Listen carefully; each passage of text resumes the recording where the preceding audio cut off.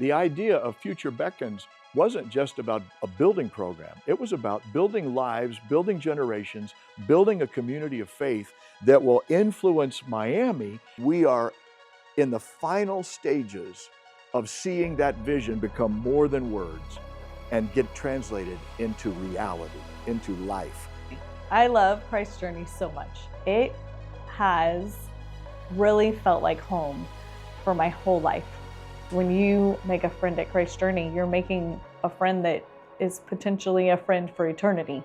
To find and follow Christ. It sounds so simple, but there's so much that goes into that. The journey is long, it's through our whole lives, and you can see that in this church.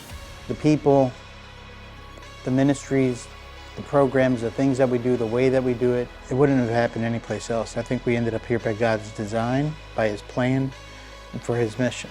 Our mission is simple, helping people find and follow Christ, but the impact is eternal. And our founders said it this way: in 1926, in the aftermath of the horrible hurricane that devastated much of Miami, they said, the future beckons us to build a great church. That's where the words future beckons come from. Build a great church, a church of fellowship, a church of power, a church that makes North and South America one. And our future is as bright as the promise of God. 1926.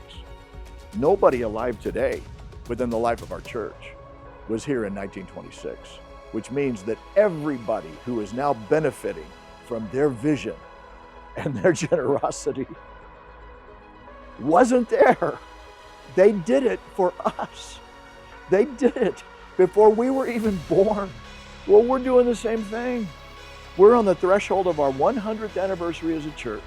And what could be more poetic and more prophetic than to say, we will take what they did and we will do it in our part of the race.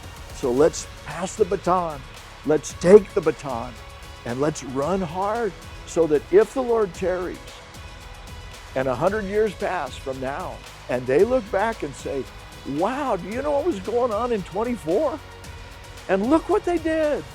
Why?